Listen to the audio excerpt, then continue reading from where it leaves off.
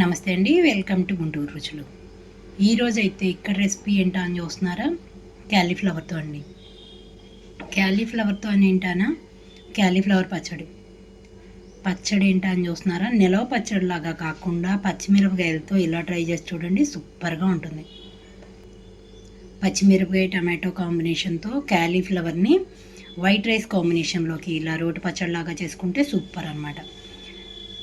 మరి ఇంకెందుకు ఆలస్యం, ఇంగ్రీడియంట్స్ ఎలా వేసామనేది వీడియోలోకి వెళ్తూ చెప్తాను. పచ్చిమిరపకాయలతోనే కాదు, పండు మిర్చి లేదా ఎండుమిరపకాయలతో కూడా చేసుకోవచ్చు. మరొకసారి అయితే ఈ టేస్ట్ నచ్చితే చాలు కదా.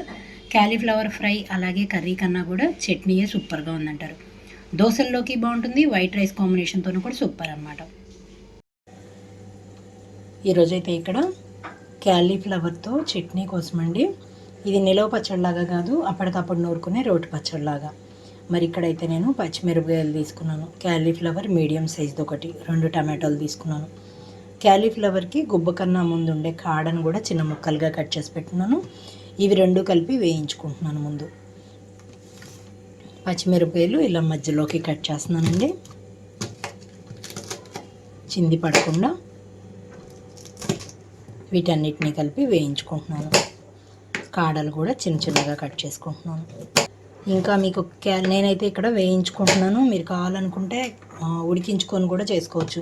ఉడికించుకొని చేసుకుంటే అన్నీ కూడా టమాటో, క్యాలీఫ్లవర్, పచ్చిమిరపకాయలు అన్నీ ఉడికించేసుకుంటే ఒకదాని తర్వాత ఒకటి పప్పు గుత్తితో మెదుపుకున్నా కూడా సరిపోతుంది. ఇక్కడైతే తాలింపు పెడుతున్న ఆయిల్ పెట్టుకొని పచ్చిమిరపకాయలు వేయించుకుంటున్నాను. ఇక్కడ స్టవ్ ఆన్ చేసి పాన్ పెట్టుకున్నాను. ముందుగా 2 టేబుల్ స్పూన్స్ వరకు ఆయిల్ అయితే తీసుకుంటున్నాను. ఇక్కడ ఆయిల్ కాగిన వెంటనే పచ్చిమిరపకాయలు, క్యాలీఫ్లవర్ పొడిని కూడా వేసి వేయించుకుంటున్నాను.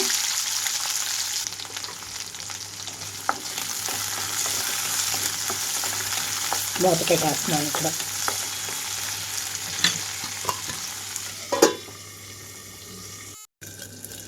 2 నిమిషాల తర్వాత అయితే మూత తీస్తున్నాను. ఇక చూడండి, పచ్చిమిరపకాయలు అయితే పర్ఫెక్ట్గా వేగిపోయినాయి అనుకున్నప్పుడు టమాటాలు కూడా వేసేస్తున్నాను ఇందులో.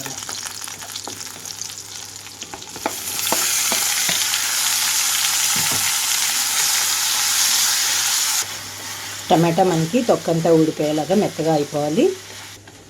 చూడండి, ఇక్కడ వేసిన క్యాలీఫ్లవర్ తొడం కూడా మెత్తగా వచ్చేసింది, ముక్క కట్ అవుతుంది. సో ఇంక ఇవన్నీ నేను ఒక ప్లేట్లోకి తీసుకుంటున్నాను. క్యాలీఫ్లవర్ని అయితే ఉడికించుకోకుండా ఇక్కడ నేను వేయించుకుంటున్నాను. కొంతమంది ఉడికించుకుంటారు, అలా చేసుకున్నా సూపర్గా ఉంటుంది.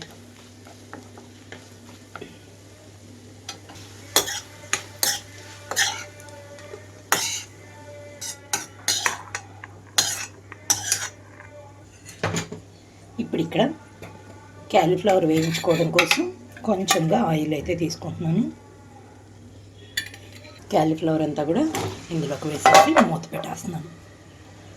లో ఫ్లేమ్లో ఉంచి ఇక్కడ 10 నిమిషాల పాటు అయితే ఉంచుతున్నానండి. ముక్క పచ్చి వాసన లేకుండా వేగిపోవాలి. ఇక్కడైతే మూత తీస్తున్నాను నేను.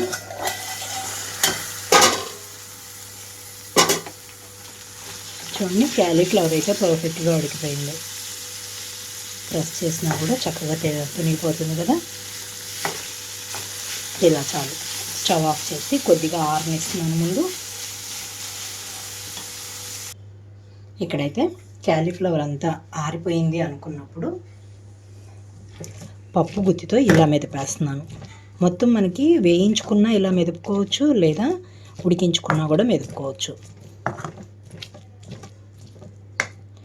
మిక్సీలో వేస్తే మెత్తగా అవుతుంది కదా, మరీ పేస్ట్గా అయిపోకుండా ఇలా మనకి తొనకలుగా తెలియాలి అంటే పప్పు గుత్తితో కానివ్వండి, గట్టిగా ఉన్న గరిటెతో కానివ్వండి, ఇలా మెదుపుకోండి, సరిపోతుంది.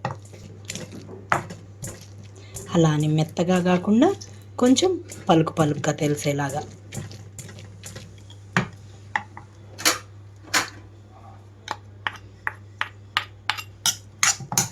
చూడండి, చిన్న పలుకుల్లాగా తెలిసేలాగా ఉంది. పక్కన పెట్టేస్తున్నాను. ఇప్పుడు ఇది మిక్సీ జార్ తీసుకుంటున్నాను.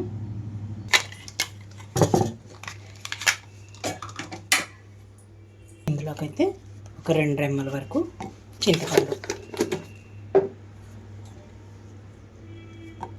ఇట్లా విడివిడిగా తీసి వేసుకోవాలి. ఇందులోకి 4-5 వెల్లుల్లి రెమ్మలు, అలాగే 1 స్పూన్ వరకు జీలకర్ర, వీటితో పాటుగా పచ్చిమిరపకాయలు, టమాటోలు వేయించుకున్నాం కదా, అవన్నీ ఇందులోకి వేస్తున్నాను. రుచికి తగినట్లుగా సాల్ట్ అయితే వేయలేనంత వరకు సాల్ట్ కూడా వేసేసుకుంటున్నాను.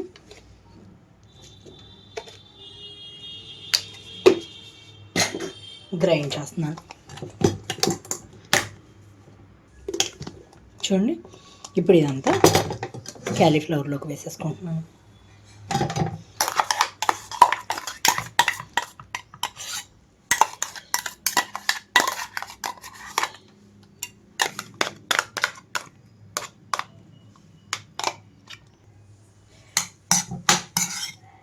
కొంచెం కొత్తిమీర కూడా వేసేసి కలిపేస్తున్నాను.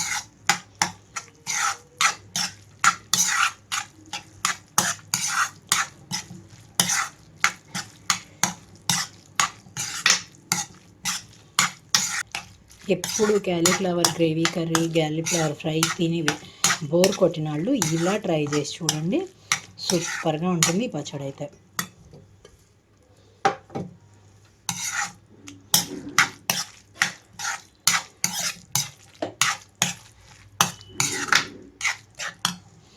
ఇంకా సర్వింగ్ బౌల్లోకి అయితే తీసేసుకుంటున్నాను.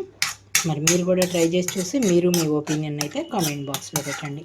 అలాగే మీలో ఎవరైనా మా వీడియో ఫస్ట్ టైం కానీ చూస్తున్నట్లయితే ప్లీజ్ మా ఛానల్ని సబ్స్క్రైబ్ చేయండి. అలాగే మా వీడియోస్ని లైక్ చేస్తూ షేర్ చేయండి.